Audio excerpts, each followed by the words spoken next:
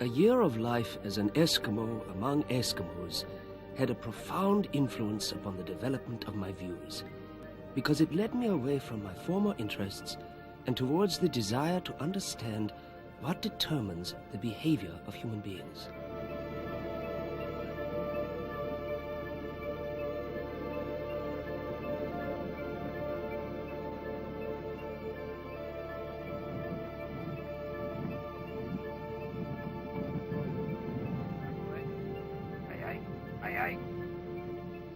In 1883, a young German scientist called Franz Boas arrived here in the Canadian Arctic.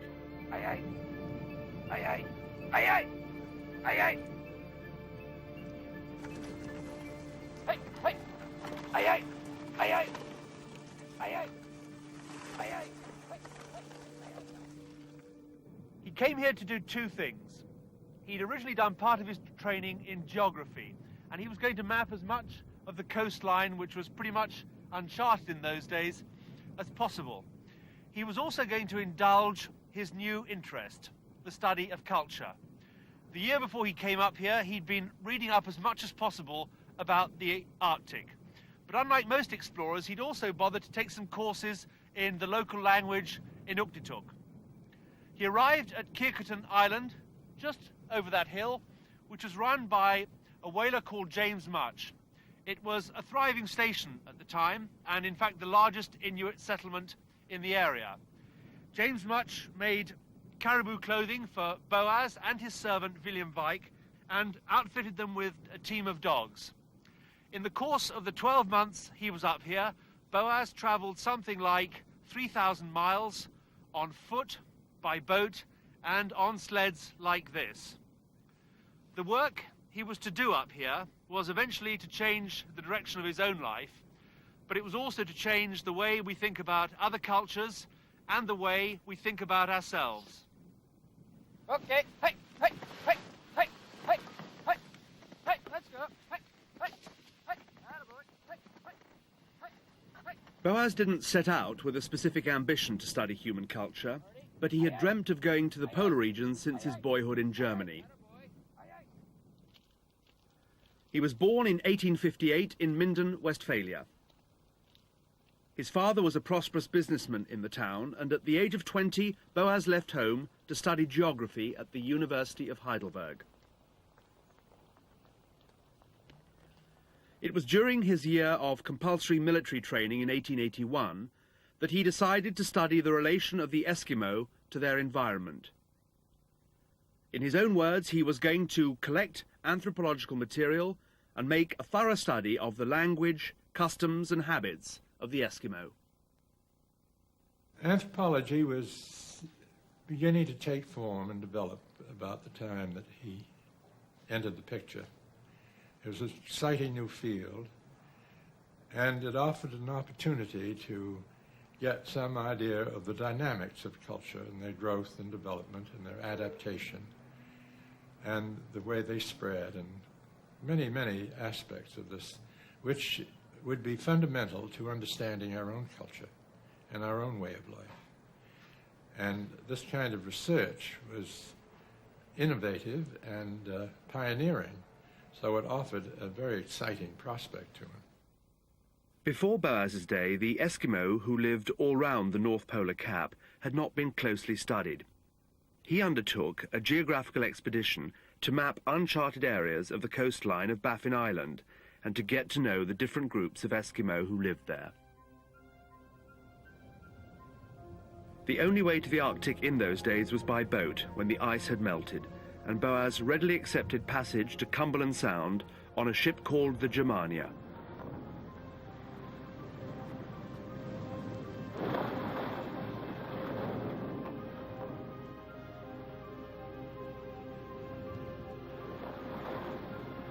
In his months on Baffin Island, Boas was to complete the first accurate survey of Cumberland Sound and Davis Strait, a considerable piece of Arctic exploration in itself.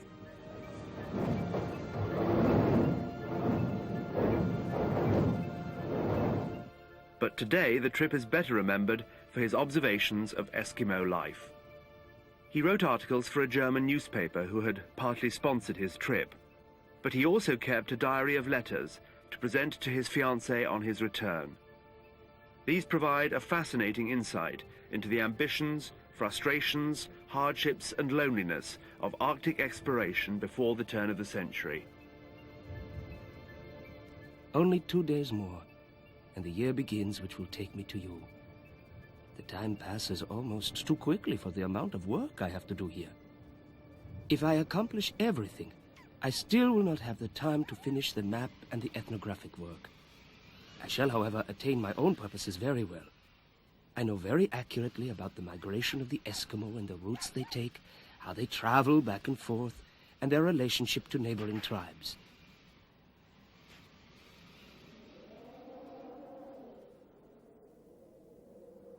One of the things that intrigued him as a geographer was their detailed knowledge of the landscape, a fact he discovered when he started to chart the coastline. As their knowledge of all the directions is very detailed, and they are skillful draftsmen, they can draw very good charts. If a man intends to visit a country little known to him, he has a map drawn in the snow by someone well acquainted there. And these maps are so good that every point can be recognized.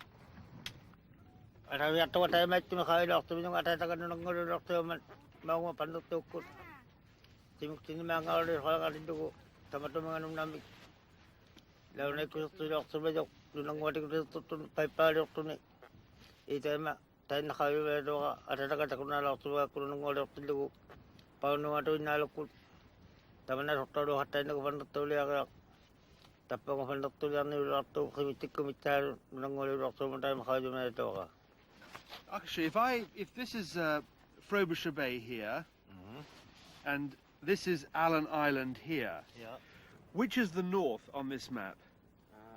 The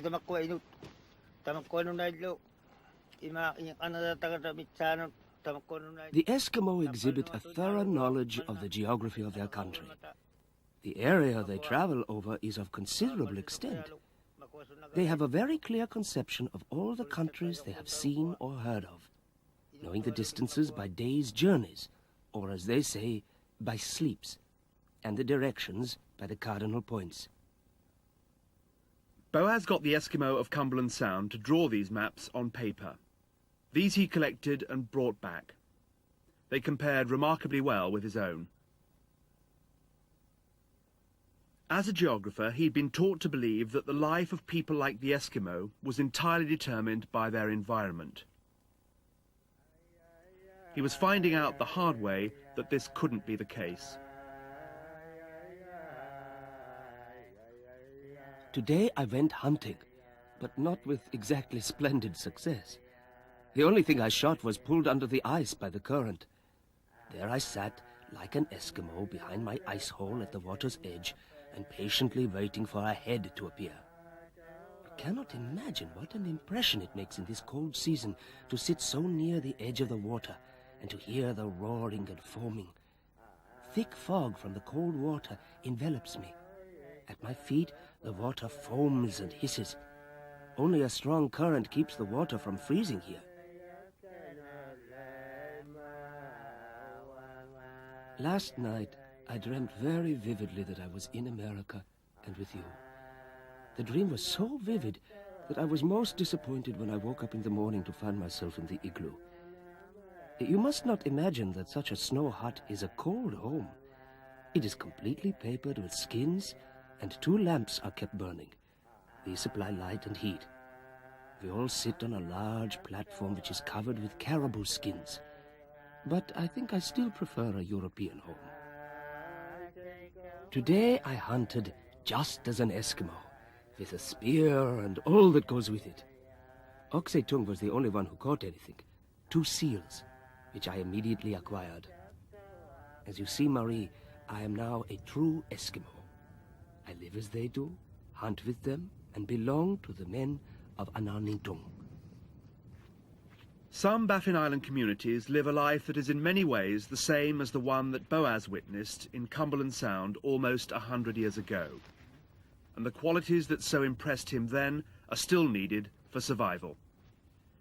Today, the populations that Boas called Eskimo are known as the Inuit. For those like Akashu who choose to live a largely traditional life, hunting for food during winter is still precarious, even with a rifle.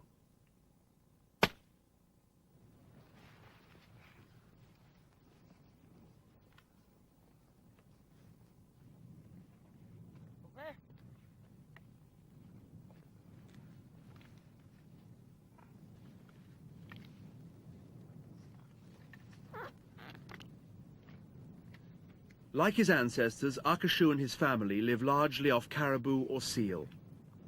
Even with all the help of a new technology, game can be hard to kill. This was the 8th seal he'd stalked that day. The others had all got away.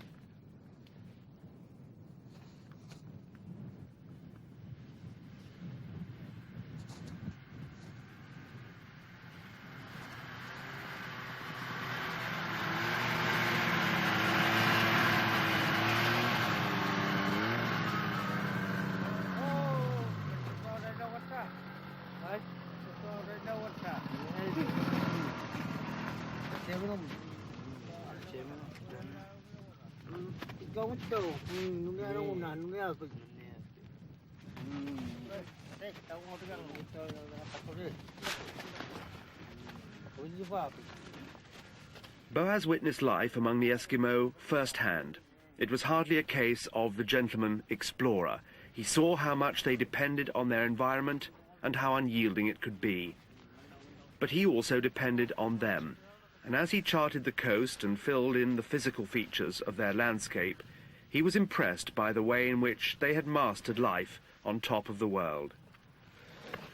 Whether it was travelling over ice and snow, tracking and hunting game, or fabricating their clothes and houses, or caring for their teams of dogs, Boas had to admit, as he reflected on human life in the frozen north, that what he had learned as a geographer was incomplete. He came to realize that the Eskimo often did things in spite of the restrictions of their surroundings, and not because of them. Environment wasn't the only thing that determined culture.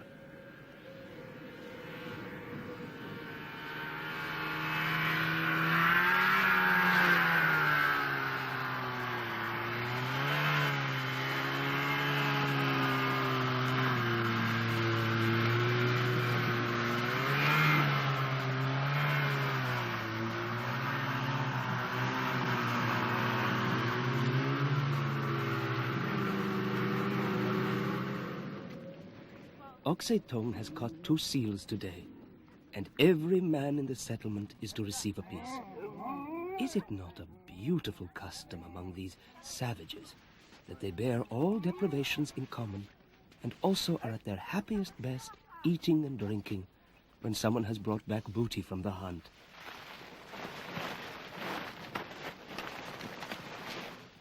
The Eskimo are sitting around me, their mouths filled with raw seal liver. The spot of blood on the back of the paper shows you how I joined in.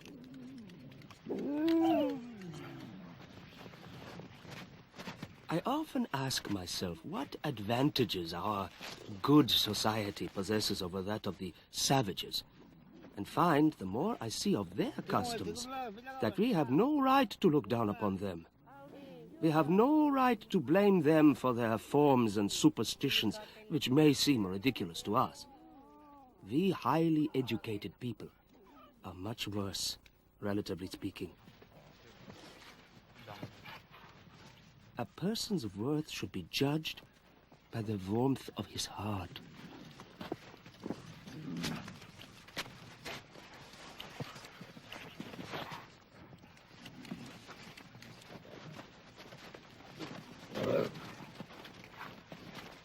Today, most of the Inuit on Baffin Island live in towns like Frobisher Bay. But this Inuit community, formed around one family, have made the decision to live away from those largely white settlements.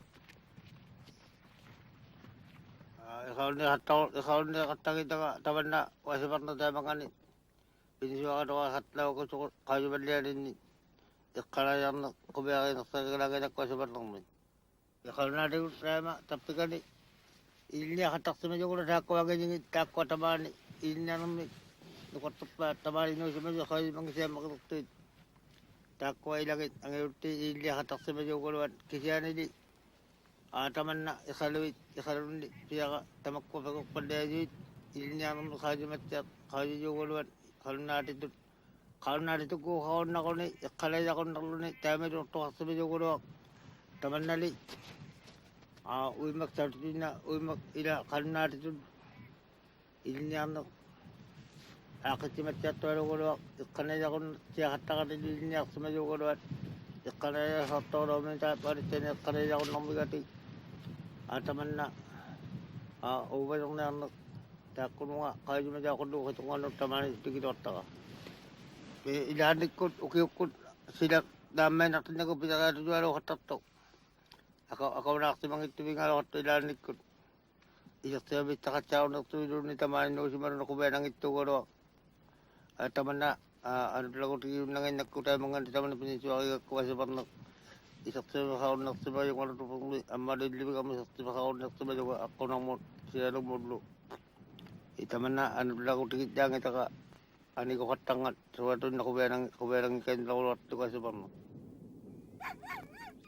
believe if this trip has for me as a thinking person a valuable experience, it lies in the strengthening of the viewpoint of the relativity of all cultivation, and that the evil as well as the value of a person lies in the cultivation of the heart, which I find or do not find here just as much as amongst us. And that all service, therefore, which a man can perform for humanity must serve to promote truth. Indeed, if he who promotes truth searches for it and spreads it, it may be said that he has not lived in vain. In 1885, Boas returned to Germany. I was working in the Royal Ethnographic Museum of Berlin, cataloguing the collection of Bella Coola masks. My fancy was struck by the flight of imagination in the works of art. I could see the wealth of thought hidden behind the grotesque masks of these tribes. The attraction became irresistible. Because academic jobs were hard to come by for people like Boas, America seemed like a better prospect. His liberal views and Jewish origins counted against him in Germany. They would matter less in a country with so many established immigrant communities. And then there were affairs of the heart. His fiancée, Mary Krakowitza, lived with her family in New York. In America, Boas had found himself a freer intellectual climate, a new home, and a devoted wife. In 1887, he married. He also found himself an anthropological project that was to occupy him for the rest of his life. In 1893, Chicago hosted a World Columbian Exposition. As chief assistant to the anthropology section, Boas arranged for native peoples to show off their cultures. A group of Eskimos, for example, built an igloo and worked their dogs. But now his major interest was the cultures that lived on the northwest coast of America. His ambition to display the richness of native Indian life led on to a job as curator at the American Museum of Natural History in New York. He came here in the late 1890s, and during that time he did a tremendous amount of work in building up the research program.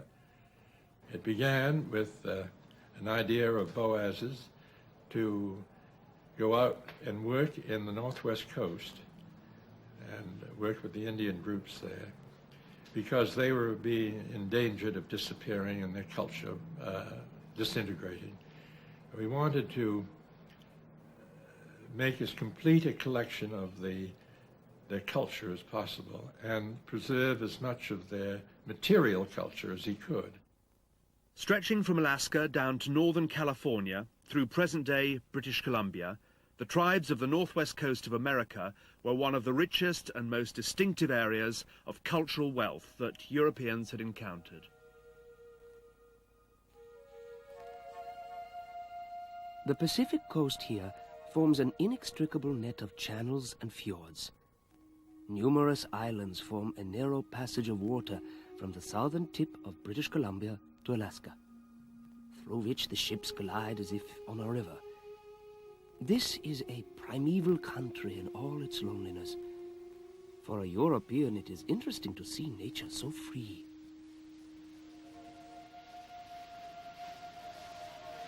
You can understand.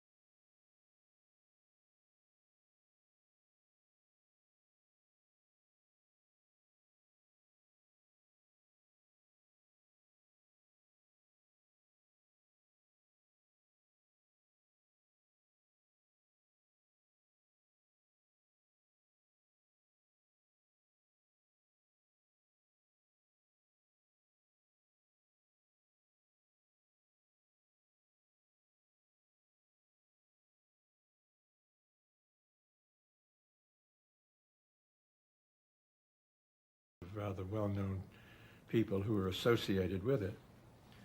There's an underground feeling that almost anyone who wasn't Anglo-Saxon was less than desirable. And among the non-Anglo-Saxons were, of course, the Jews. But being a Jew, naturally, he was very sensitive to any anti-Semitic overtones. Issues of race didn't, of course, only apply to the various groups of white Europeans trying to enter the States. Since the abolition of slavery, the prospects for blacks frustrated the ideal that all men were created equal. Boas actively campaigned on behalf of black people all over America. Contrary to prevailing notions of the day, he stated that there was no evidence that they were racially inferior. The findings that he'd reported from Ellis Island challenged the concept that certain racial characteristics were fixed or stable. His were views that white America found almost totally incomprehensible, and in some quarters they're still unaccepted today. Boas introduced a new way of looking at race. Boas was the first distinguished white social scientist in the United States who minimized the importance of race as a determinant of human behavior. Boas took a deliberate and bold social stance and agitated for a more tolerant and informed approach to questions of racial difference. He even did one thing that's very, very little known, but I think is extraordinarily interesting. One of the things he asked his field workers to do, and they were a brilliant group of men that he chose, was to make life masks of the people they were working with. The field work spread from the northwest coast up the borderline to Alaska, over into Asia, and even some studies as far south as China. It's a fantastic collection. Many of these people have now become extinct. And we have the only absolute representation of these people in their whole facial features. We have, I don't know, at least maybe as many as 2,000. Boas's work on the physical characteristics of humans convinced him that race itself was an awkward category. Because it was impossible to define, it was of no real scientific use. Biological differences between races are small. There is no reason to believe that one race is in nature so much more intelligent and endowed with greater willpower, nor emotionally more stable than another. Franz Boas taught at Columbia University for half a century. The list of his students who went on to set up and teach the subject along his lines at other universities reads like the who's who of American anthropology. By the time of his death, he was rightly regarded by scholars from all over the world as the founding father of American anthropology. I can still remember quite vividly what happened on that day, December 21st, 1942. Boas invited a few persons to a luncheon with Rivet at the faculty club at Columbia University. It was an extremely cold day, as a matter of fact, one of the coldest day I can remember, and Boas arrived early from his home, his Grantwood, on the other side of the Hudson. He was wearing, I remember, a very dilapidated and discolored fur cap, which probably dated back to his time with the Eskimo 50 years earlier. Boas was in very high spirits, and luncheon started quite gaily. And then, all of a sudden, Boas was struck by something like an electric shock. He pushed violently and fell backward on the ground with his chair. And I was seated by his side, and immediately I tried to help him, but he was dead. and we all left struck with sorrow and with the feeling that we had the sad privilege to witness the passing out of one of the very last intellectual giants, such as the 19th century was able to produce, and whom probably will not be produced anymore. His last words at that supper were that he had a new idea on race. His audience never heard what that new idea was. In his long and productive career, however, Franz Boas produced a series of new ideas that changed the way that educated Americans thought about race, language, and culture. The value of anthropology is its power to impress us with the relative value of all forms of culture. For we are only too liable to consider our civilization the ultimate goal of human evolution, thus depriving ourselves of the benefits to be gained from the teachings of others. My whole outlook upon life is determined by one question: how can we recognize the shackles that tradition has laid upon us? For when we recognize them, we are also able to break them.